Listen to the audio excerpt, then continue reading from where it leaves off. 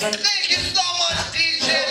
I tell you, that's the only song that can console you when you're broke. Because it's only you who knows who you are. You know, people see you and they think, man, Pablo looks good. In your pocket, it's only you who knows. Yeah? You're just a walking miracle. You know, people, imagine you go home and they tell you, the landlord was here. You're like, oh, this is a miracle, you know. I tell you, I'll never forget one time, I was at a party. It was a wedding, and they played this song, I Know Who I Am. And I was dancing with a lady, and her face was extremely light. Have you seen these ladies who are extremely light? Huh? Their veins are green. The lady was so light, it gave me bright ideas. But then I noticed one thing. As she was dancing, I looked at her hands. Her hands were undecided. They were not black, they were not light. They were in transition. So I said, is this lady light? And you know, it led me into temptation. So I was forced to look at her feet. And it confirmed my fears. Her feet were dark. They were like two midnights combined. You know, they were like, I looked at the feet. And I asked her, what happened? And she told me, yeah, different colors, one people.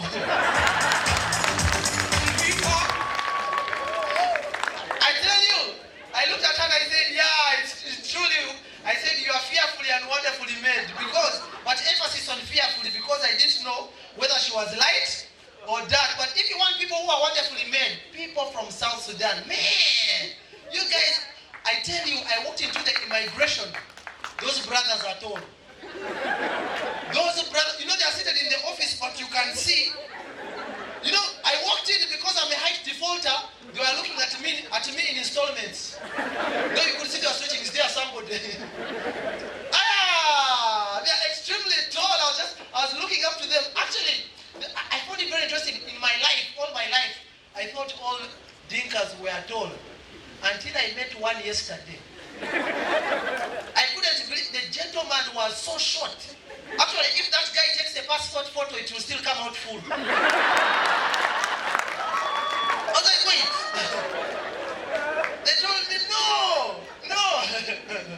Those brothers are wonderfully made, you know. You look at him, and if there's a guy I look up to, it's one of the generals, you know. The guys are tall, but now, I found comfort because I found one who's my height mate and my brother, by the way, by choice. I have a brother here called General James C. You know General James? Waniga.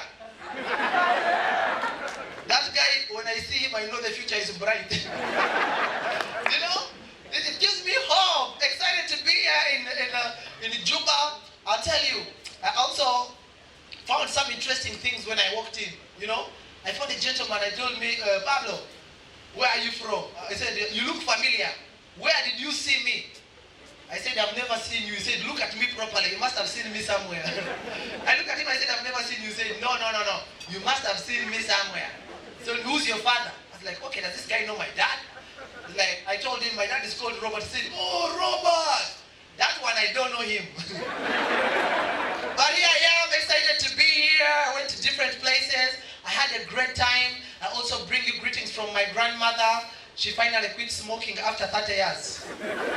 Yeah, she was smoking fish. So we are trying to see how to help her, you know, and get things going. I also bring you greetings from my neighbor. My neighbor and I, we have beef. That one is not beef, it's now pork. Our beef was so bad that even our cat cannot eat rats from their house. You know how people hate each other up to that point, eh? Things were extremely bad. And I know when I came here, I was comfortable because I realized that everything here is large. It's not about even just the height. People live large here. You know, they drive big cars. Their money is also big. That 500 note can't fit in a wallet. I think every South Sudanese owns a rubber band, eh? Like, you know, everything is large. I hear now the vice president is about to become 5. Everything comes in bundles. But I'm excited to be here. I'm enjoying myself. And if there's one thing, I'm going to enjoy the World Cup, you know.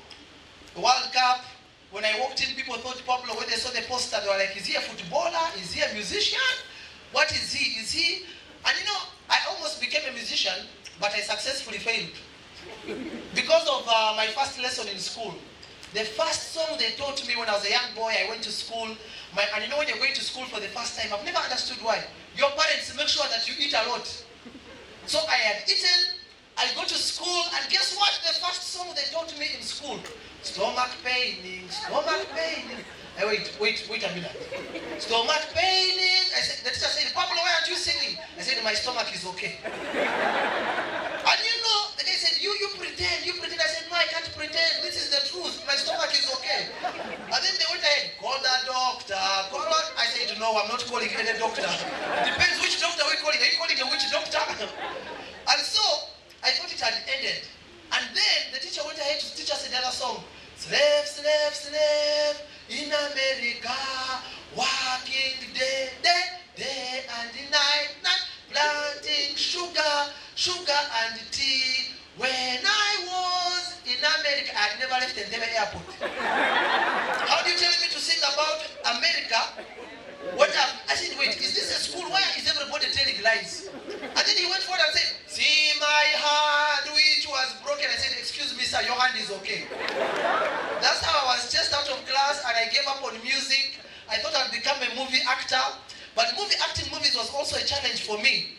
I remember, how many of you have watched Last King of Scotland? The Last King of Scotland. Did you see me? You did. That's what happened. From that day, I stopped being a movie star. Let me tell you what happened.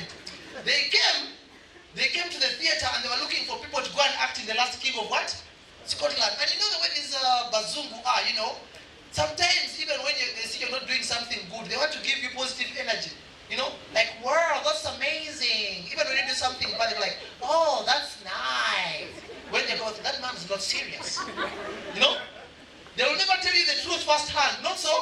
So these guys come and Pablo, I'm supposed to perform for them. They gave me a role. I was supposed to be a bodyguard of Kerry Washington. Now, my role was very simple. A very simple role. They told me, Pablo, the kid is going to come running.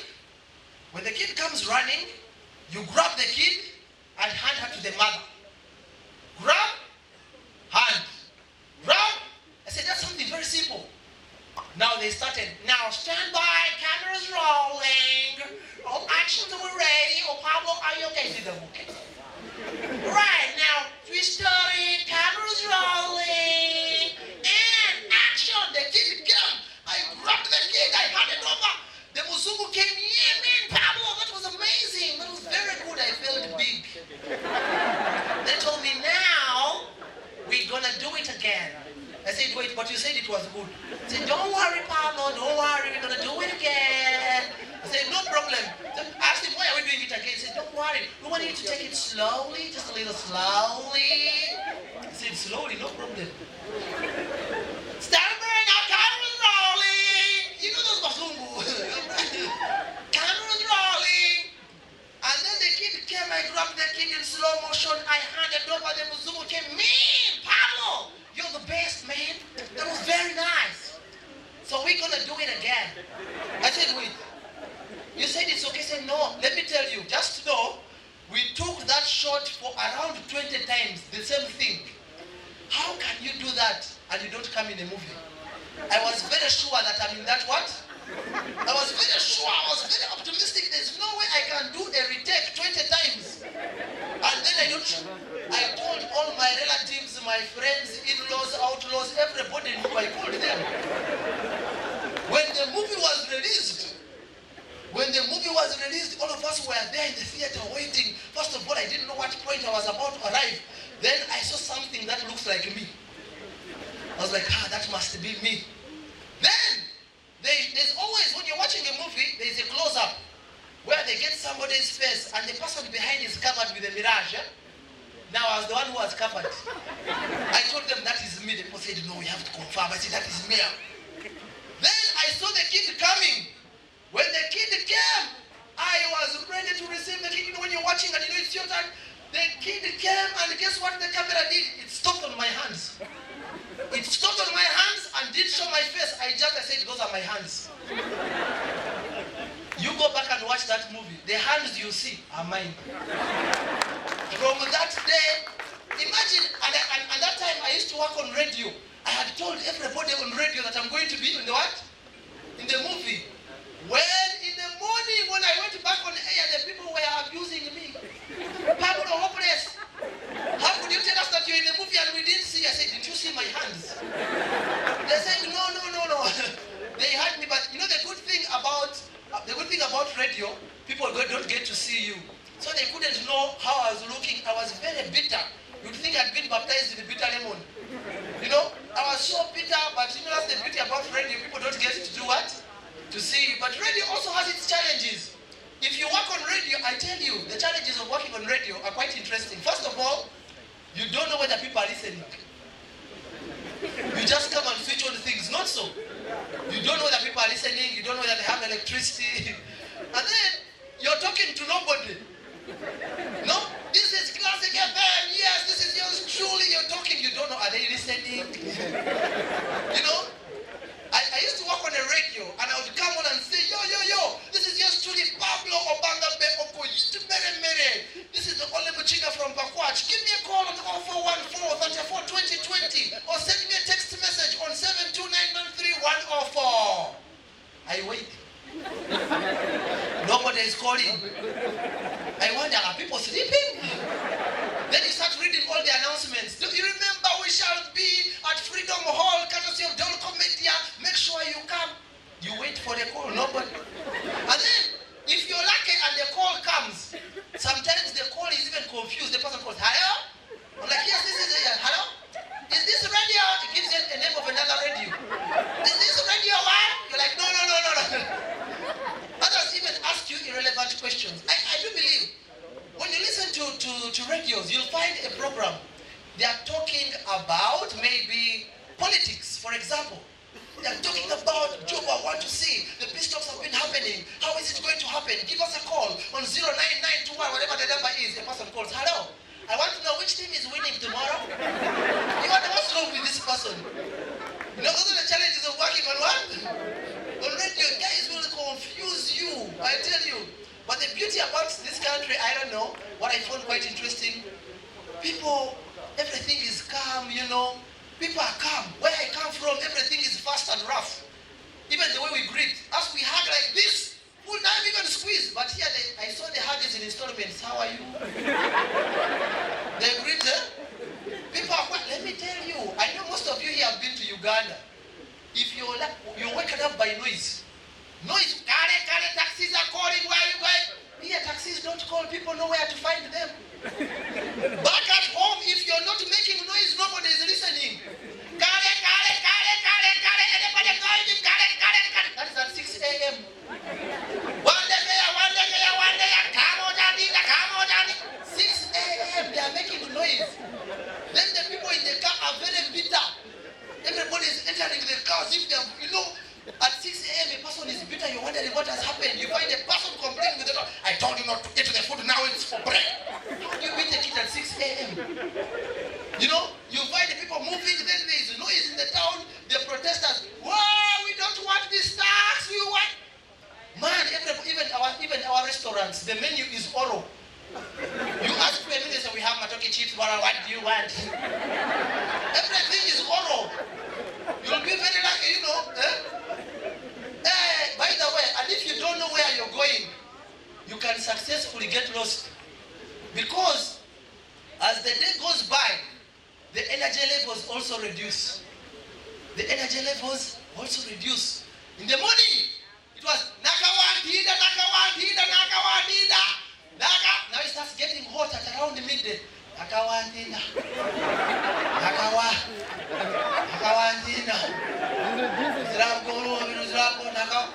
In the evening, the guy is tired. What was in the morning? Nakawandida. In the evening is kawa.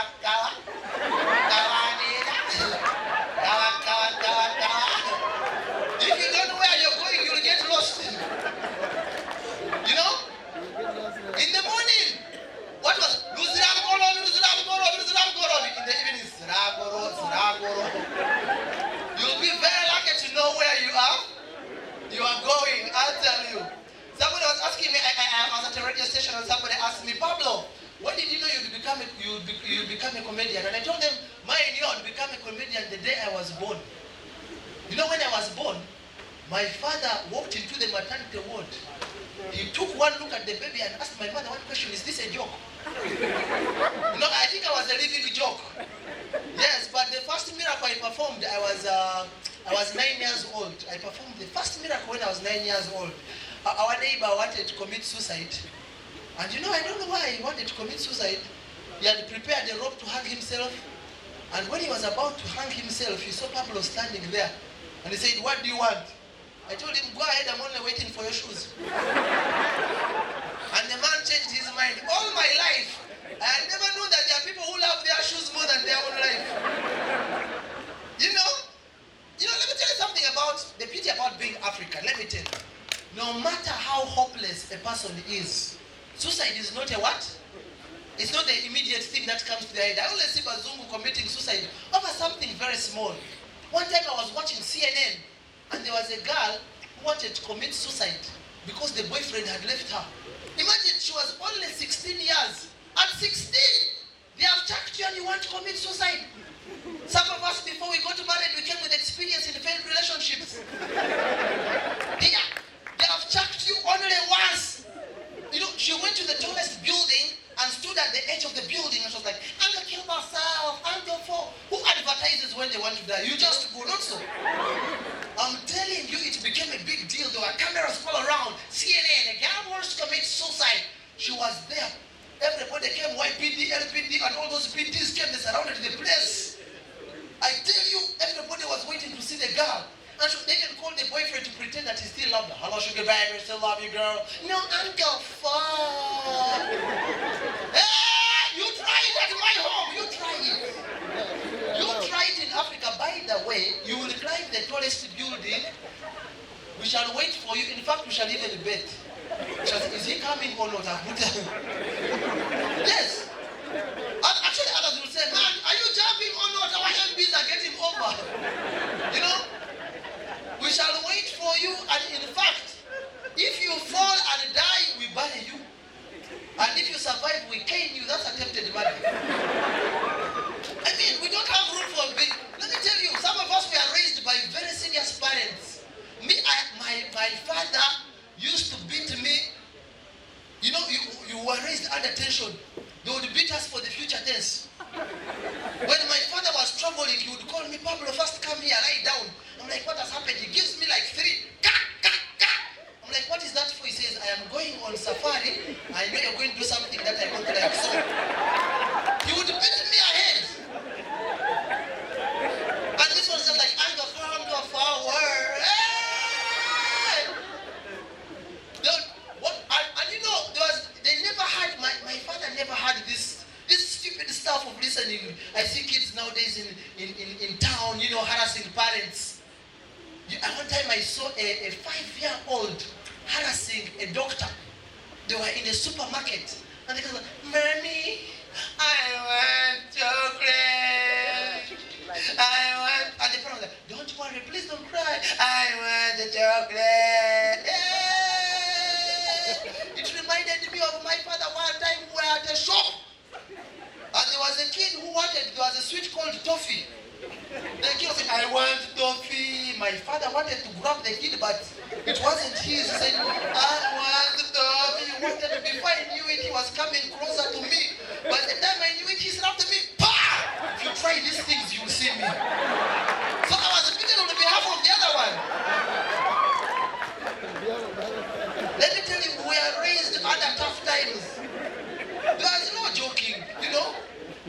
The house was full of questions and answers, you know. Things were tough. And I think it was because of the way we were, you know, raised. We are raised under tough circumstances. You know, when you come from, you know, there's poverty and poverty. Poverty is when you have hope that an NGO will help you. Poverty, you're hopeless.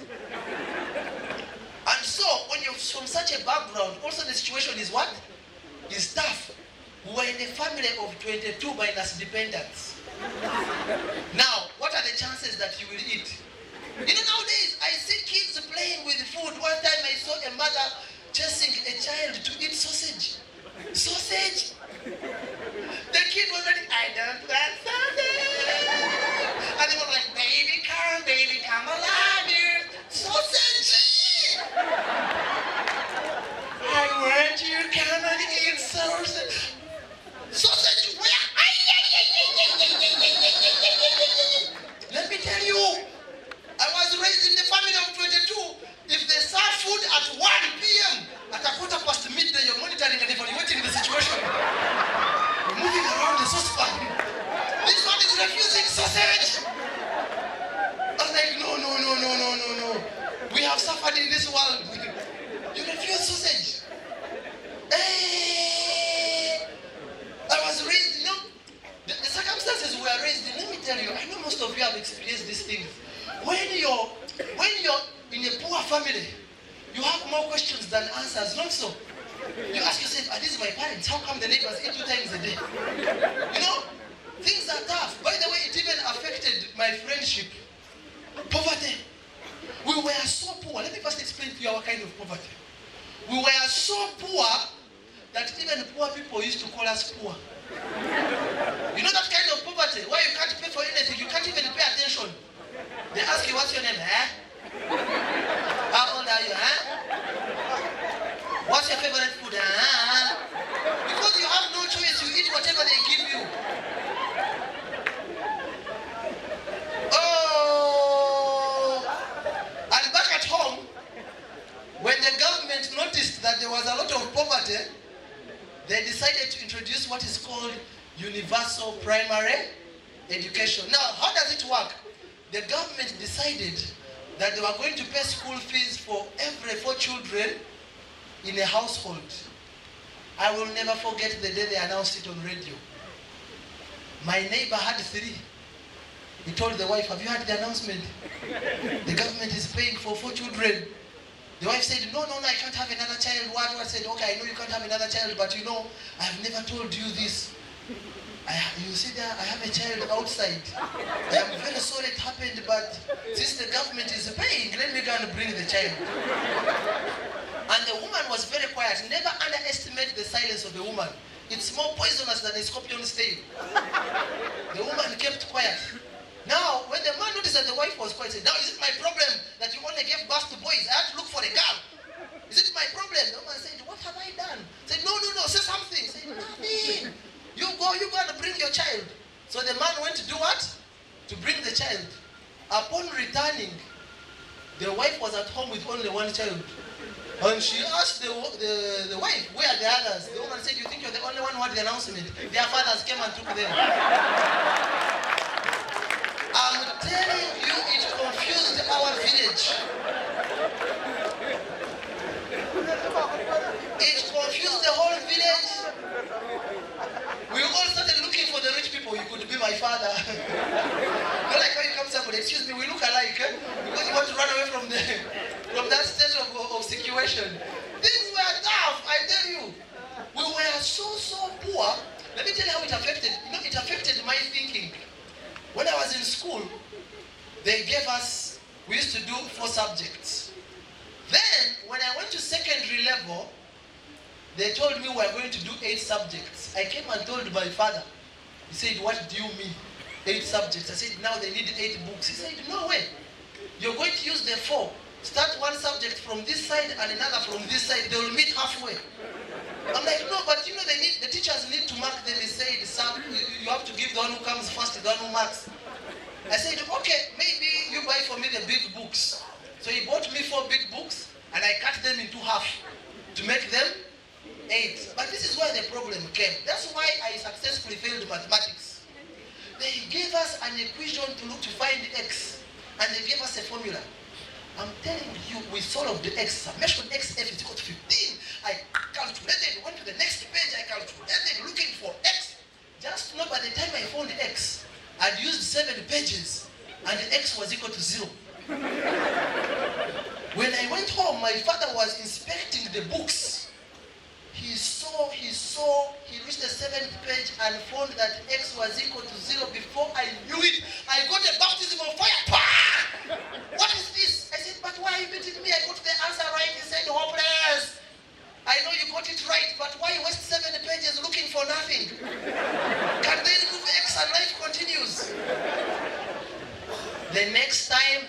us homework. They told us to look for why. I refused. I said, I'm not looking for why. They said, why? I said, because my father told me these things. Go and call your father. I called him. My father went to the school. He said, what's the problem? They said, your son refused to look for why. He said, why should he look for why? I was in this school several years ago. You told us to look for why. You even put us in groups. And we found why. Can somebody tell me who lost it again? You know? I said, yes, he had a point.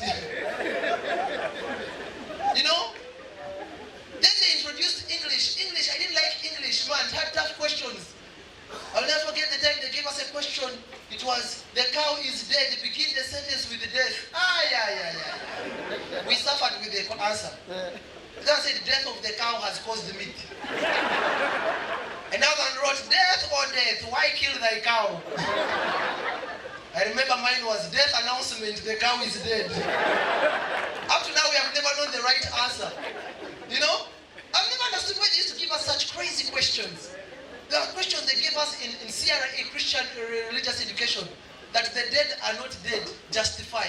I have never died. What is there to justify? Huh?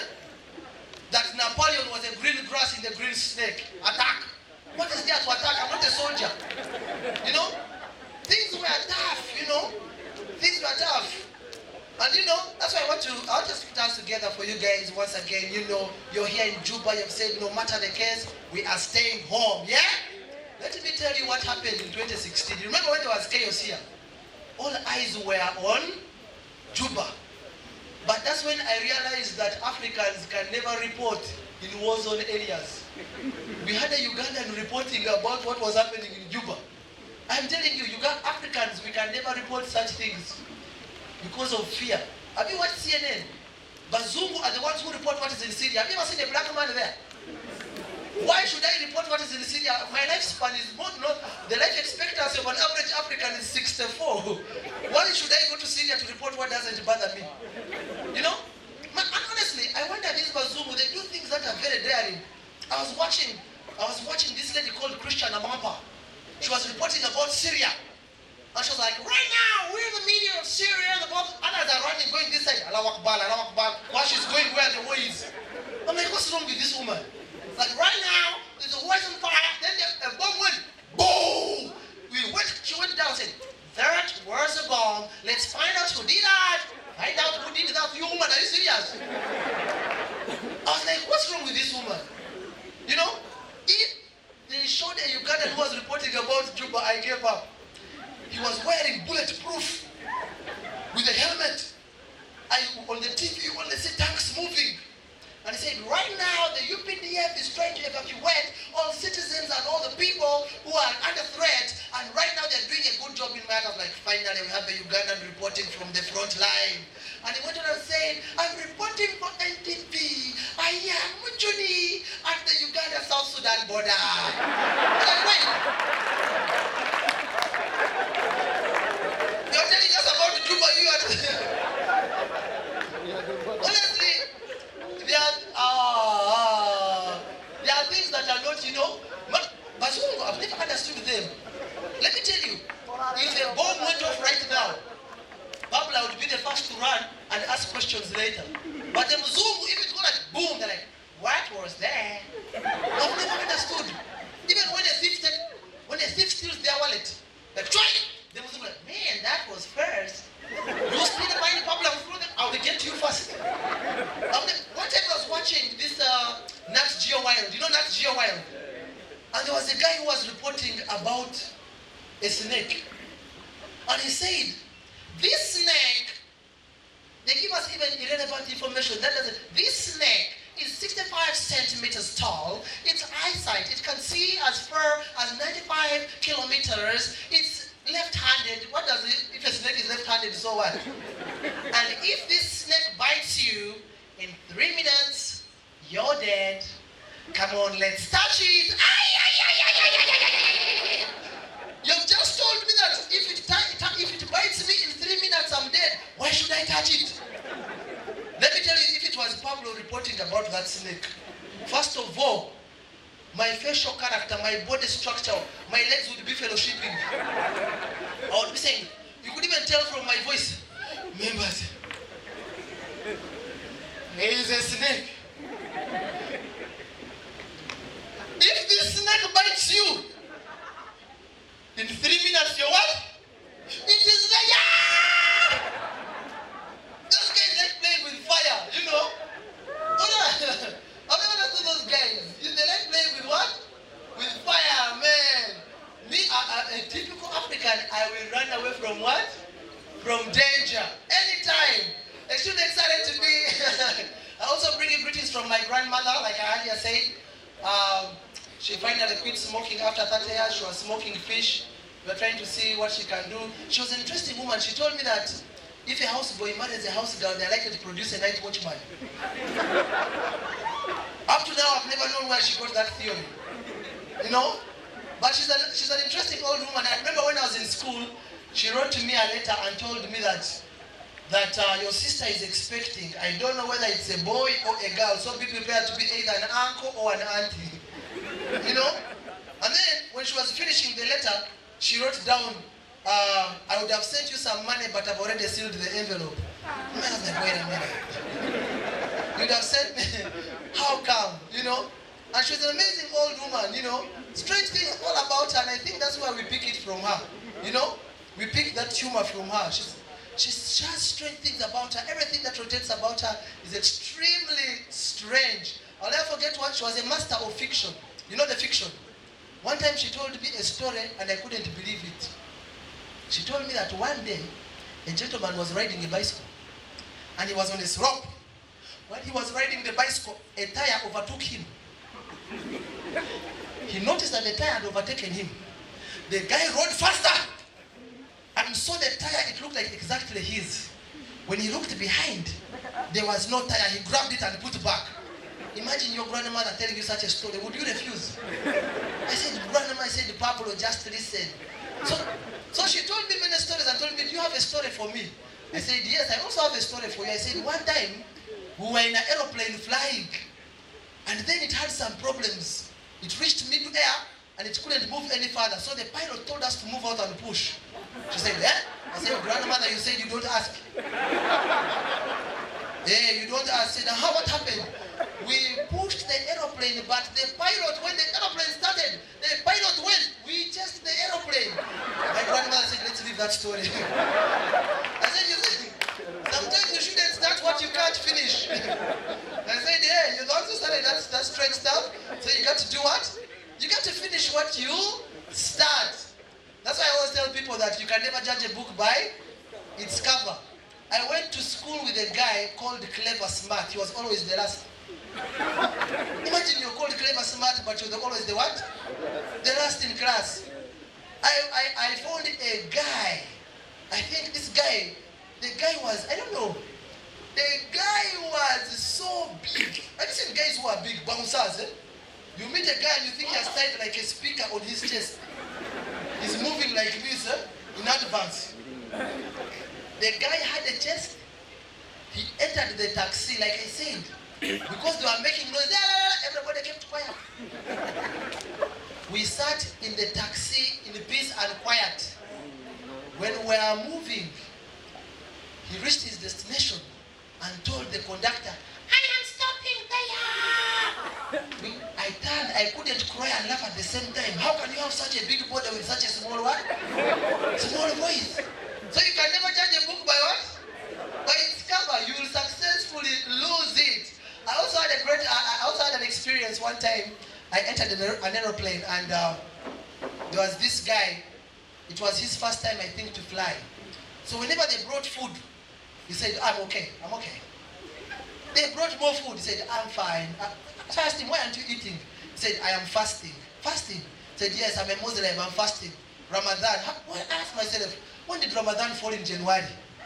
He said, I'm okay. So when we were about to land, I told him that, hey, when will you eat? Because you've missed free food. He said, what, you mean the food was free? I said, yes, it was free. He said, yeah. By the time he wanted to ask for food, the aeroplane was what?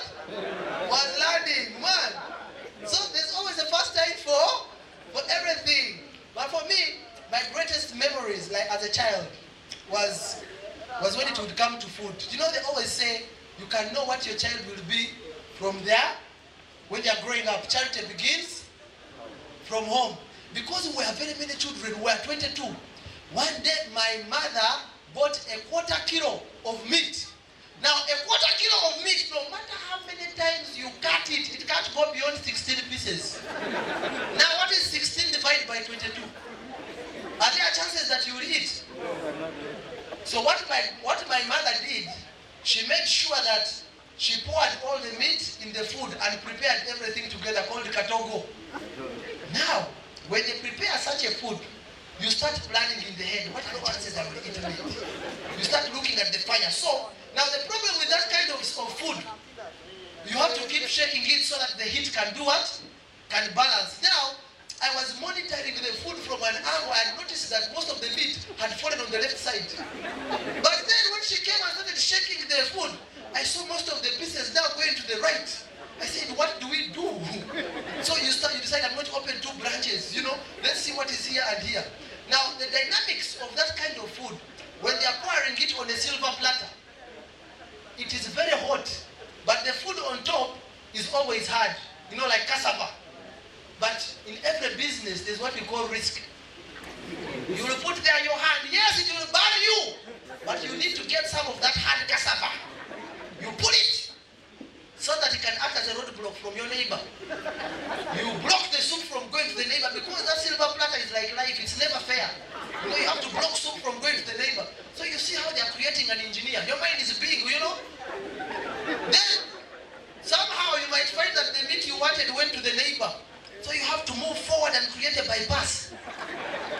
You see? You have to attack and get the meat from an angle. You become a soldier. So you see these people you see in offices, big offices, if you go back to their life, they were brought up under tough situations. I'm telling you, I was raised in very tough situations. It affected my friendship because of the poverty. We were so poor that when we would play hide and seek, nobody would look for me. I would even volunteer. I am here. They're like, no. Let me tell you, I hate poverty with a passion. I hate poverty because poverty, you have more questions than answers. I was in class one day and my teacher asked me, Pablo, if you have 7 mangoes and you give out 3, how many do you remain with? I asked him, are they ripe or raw? He told me, why are you asking? I said, if they are ripe, I can't give out even 2. The way I'm hungry. You see, you ask questions from a logical point of view. Then another time he told me, Pablo, if you have $300 in one pocket, he told me, if your father has $300 in one pocket and $200 in another pocket, what does your father have? I said, he has another person's trousers. Because he couldn't afford that money. I was thinking logically. Things were tough. One time, and if you think I'm lying to you, poverty affects the mindset. Get a kid from a rich family. 5 years old. And the one from a poor family, 5 years old, and ask them the same questions. You will see how they answer. The one from a rich family, first of all, their names are sweet. I am Carol, I'm Letitia, I'm Nene. Slave queen names. What's your favorite food? I like mangoes, I like chips, chops, and chicken. Everything is on the point. How old are you? I'm 5 years old. I love mangoes, and everything is on the point. Ask this one. This one from Bargazel. You ask him from deep there. What's your name? How old are you? They have no answers. And you see the problem with poverty. Poverty can also manifest in your animals. Do you know that? You ever seen a rich man's dog and a poor man's dog? A rich man's dog barks with confidence because it knows what it's guarding.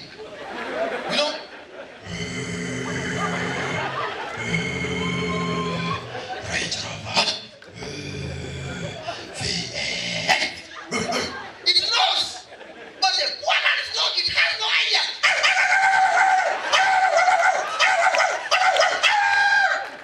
It has no idea. No idea. I tell you,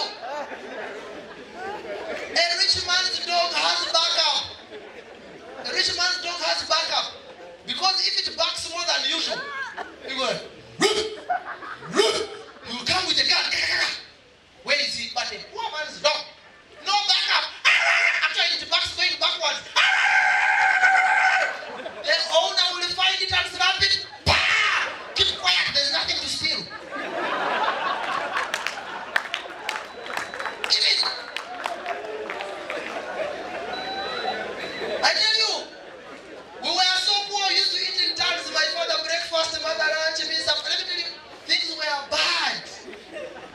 Those animals can betray you.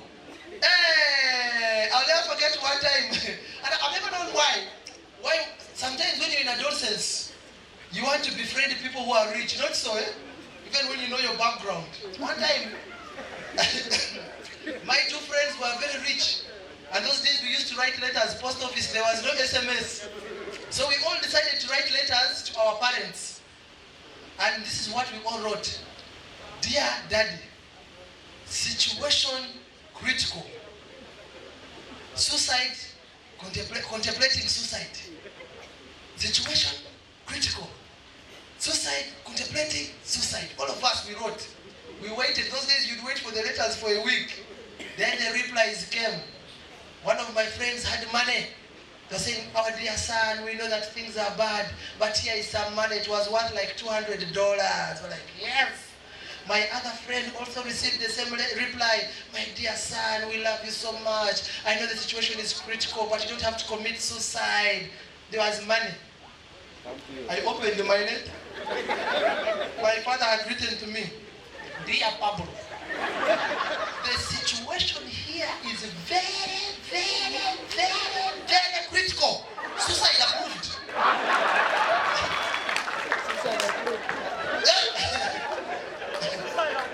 You know, I was like, I had to pretend as if I didn't have the hand seen that. I was like, you know, like how you walk away. They're like, "Hey, the suicide has been approved." Things were so bad, you know.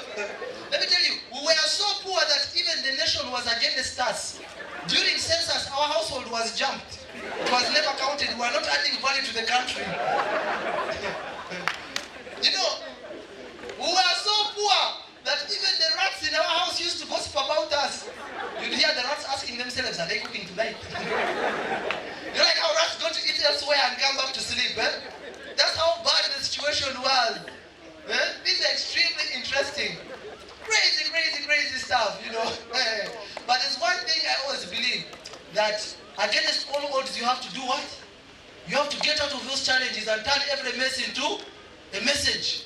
I'll never forget the first time I went to Kampala after coming out from the village. Man, I looked at the traffic jam. I was wondering, whose wedding is this? You know, things were extremely tough. You know, I went to a bar and people were ordering for drinks, you know. They would come and mention names, John Walker, Gilbert. Somebody thought you'd mention your name and they give you a drink. Also, they're Pablo Chimuli. They said, "What do you want?" I tell you, I brought my rural urban migration to that place. I brought my rural. Hey! And rural appetite is dangerous. When they give you food, you eat like you've been hired. You even eat the serviette. You just eat, wow. You're like, what next? Because you have no appetite, you eat whatever they give you. You know, you're not as picky as you know, everything about it, you know, can I eat her, yeah. And even when you meet the girls in town, I've seen these girls, you know, they call them slave queens, you know. I met one, she was so small, she was smoking a cigarette. Actually, the cigarette was so big, it was bigger than her, she could hide behind it. She was smoking a cigarette, and I asked her, "Why are you smoking?" She said, "I'm looking for passion." I said, "The only passion you need is passion fruits." Because at this rate, with this guy, he said, "I'm just smoking, hey! Where I come from, you bring that nonsense, eh?" One time, my sister came home, she's like, "Daddy," what? "Daddy," "Pah! What is there?" "Daddy." You don't bring that no. We were raised in a torture chamber. You know? You look at things and you're like, wow. That's why nowadays things have changed. You know, there's WhatsApp, you know. But there's one thing I'll never agree with. And I hear that some newspapers, you know, back at home we have newspapers which have headlines that make a lot of noise, you know. There's a lot of noise. A forest of words and a desert of points in the story. They will tell you like, Museveni dead. You read the story, they said he died of laughter. You know? That's why I don't believe stories. This BBC word, those people can lie to you.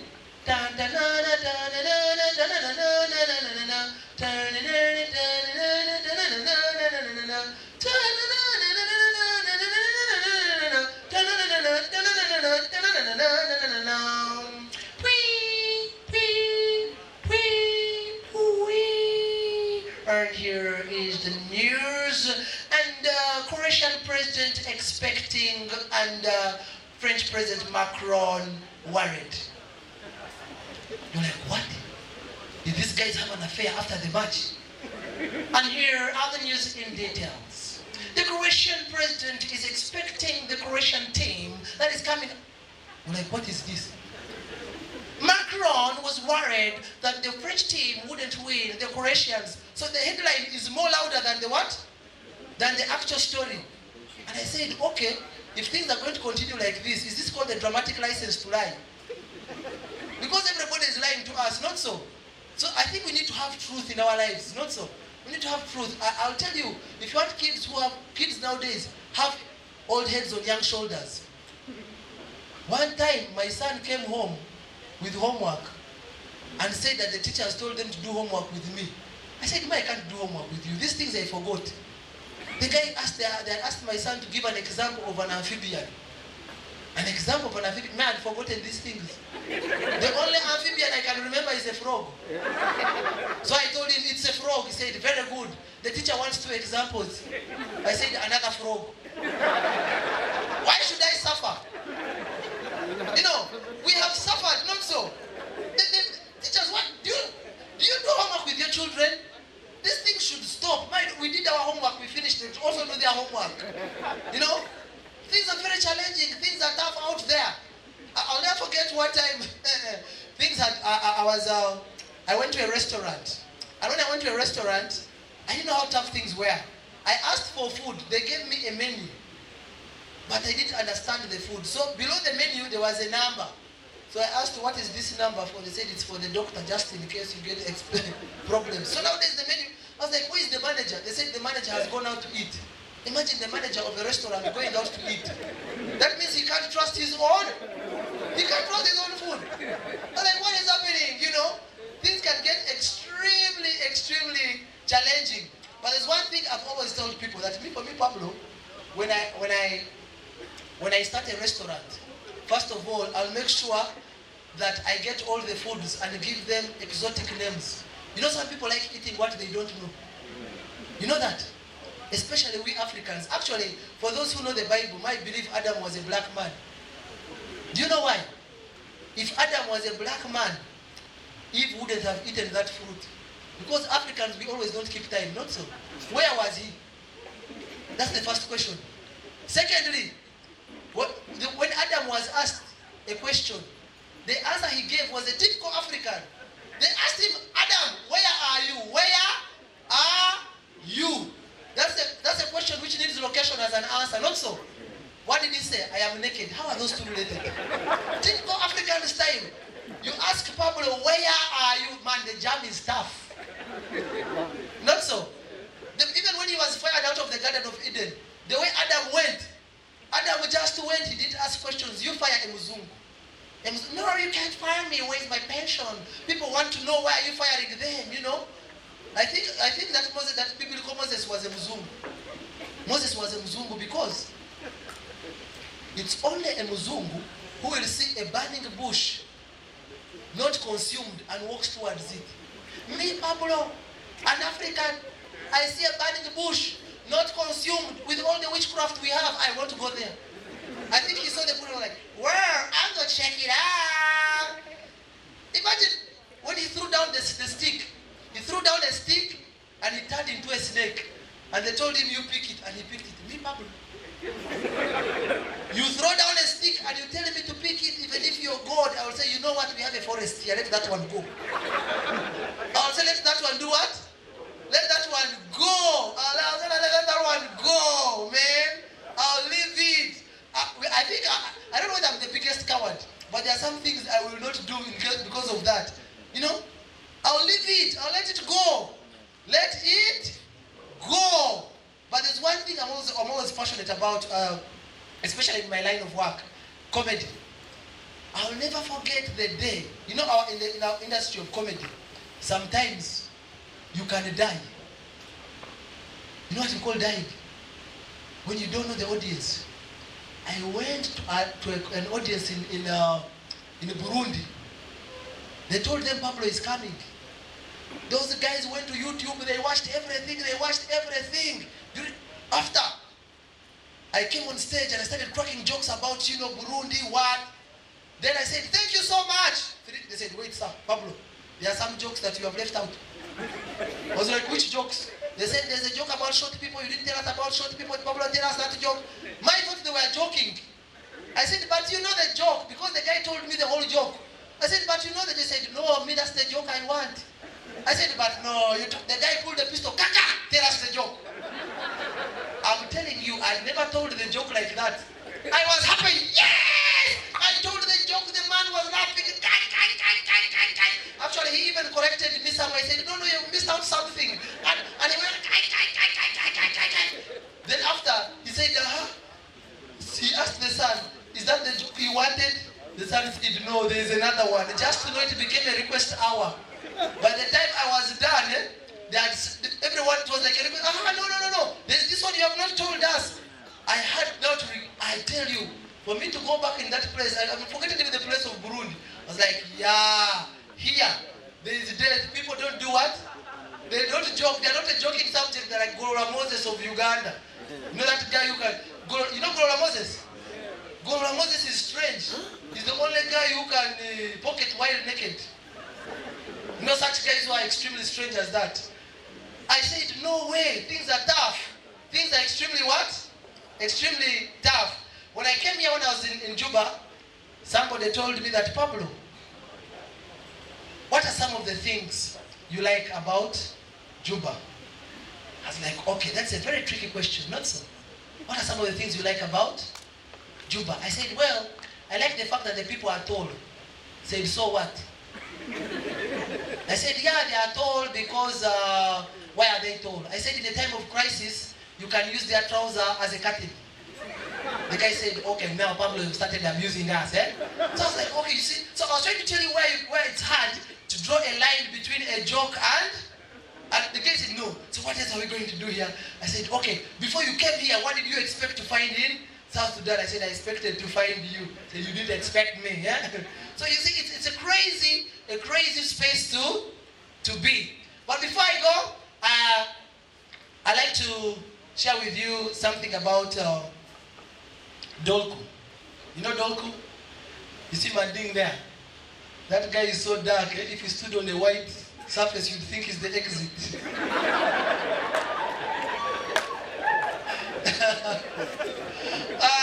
No. That guy is quite interesting, not so, eh? He's the only guy who can leave fingerprints on charcoal. But I'm excited about, I'll tell you. Let me tell you how I met him. I met him in Uganda and he told me about this thing. I said, I'm going to come to South Sudan. So I want you to put your hands together for Donku, for this great work you're doing.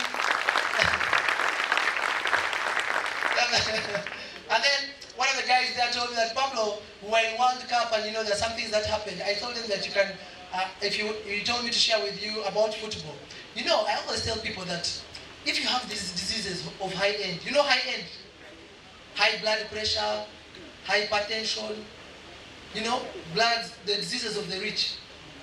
High blood, people who are poor have poor diseases, like they are due to lack of proteins, kwashiorkor, lack of carbohydrates, marasmus, lack of self-esteem. It is lack of, not so. You suffer from lack of. This one suffer from too much of. Yeah? So, if you have those diseases, never listen to football on what? On radio, you will die. I used to support football. And one day, I used to support Manchester United and I stopped. Because one day, they almost killed me. Those days were the days of Ruud van Nistelrooy. The ball comes and finds Ruud van Nistelrooy. Sends a long one, he finds Robert Giggs. Giggs with the ball, sends a long one, he finds Giggs. A long one, it comes in and he finds who's there? And it's just a Van Nistelrooy, and that is a goal!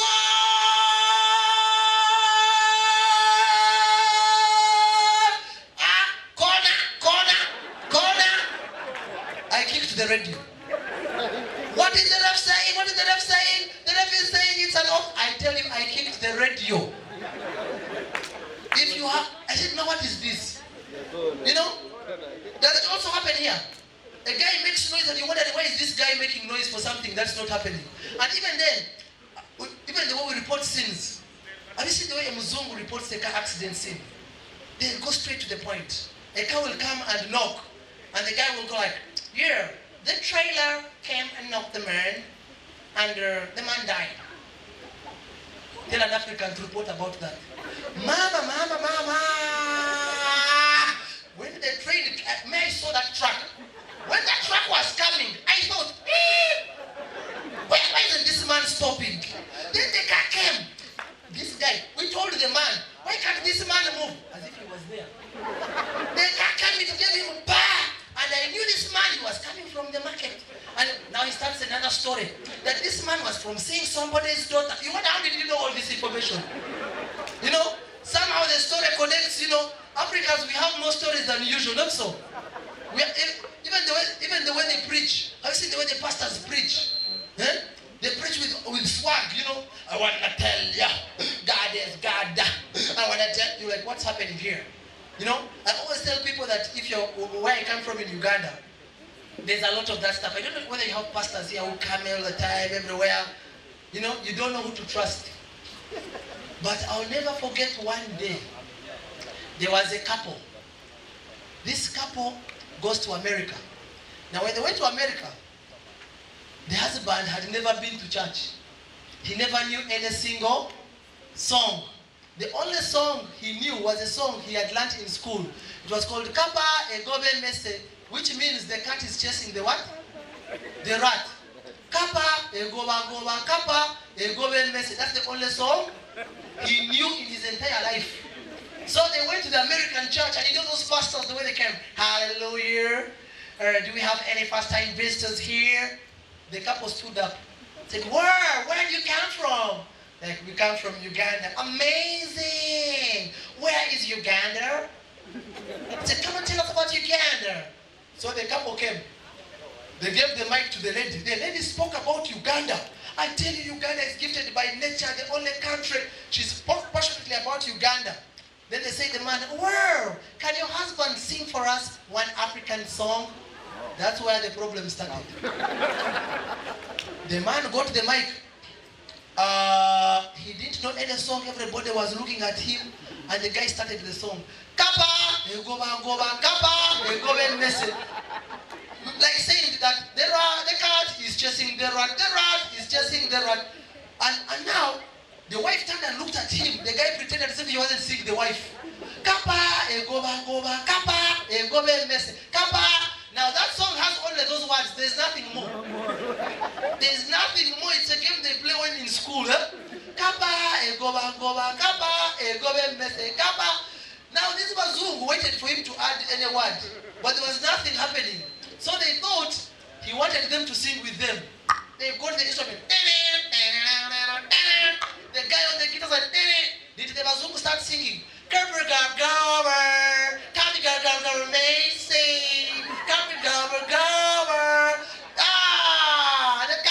Now the man started getting tired. Kappa, Goba, Mese. So they thought he had changed from praise to what? To worship. And the pastor said, hallelujah, hallelujah, ladies and gentlemen. Let the Kappa Goba Mese. Come on, let's pray. Let this Kappa Goba Mese. Kappa, go, Kappa. The guy successfully did what? Successfully confused them. When they came back to Uganda, it was a big story. The guy, and you know the thing is that I know that family. I know that family because they were our neighbors. They were also equally poor. Those guys were so, okay, us were poor, but those guys were finished. They were so poor that one day thieves broke into their house. And in the morning they found a note with money saying, please buy something. Those were the first generous thieves. And you know there are different kinds of thieves in this world, not so? There are some thieves who don't know their job description. One time a thief put me on gunpoint. I waited 1 minute, 2 minutes, 3 minutes, 4 minutes. I asked him what next. He told me, I don't know, I'm also new at these things. That one didn't know what he was doing. You know? I was like, what kind of thief is this? I tell you, one time, another time, I don't know why thieves like their home. One time thieves broke into their house. This time they didn't give them money. They called him, they caned him. Chai. Said, why are you beating me? He said, hopeless. Do you know that if the police comes now, they might think that we stole everything? Because there was nothing to steal. Those guys were so poor. They couldn't pay for anything. They were so, I don't know what to call them. But now I don't know how they became to go to the California. God had an opportunity for them. They were so poor that one day, even the weather was against them. It rained elsewhere, but not in their compound. Can you imagine? At some point, I thought it was witchcraft. Witchcraft. And in Africa, the Wazungu are making aircrafts, but in Africa, we make witchcraft. Because witchcraft, for it lands directly on the person you want to attack. One time, I had a girlfriend. She was practicing witchcraft. And we were in church. And she came and sat next to me.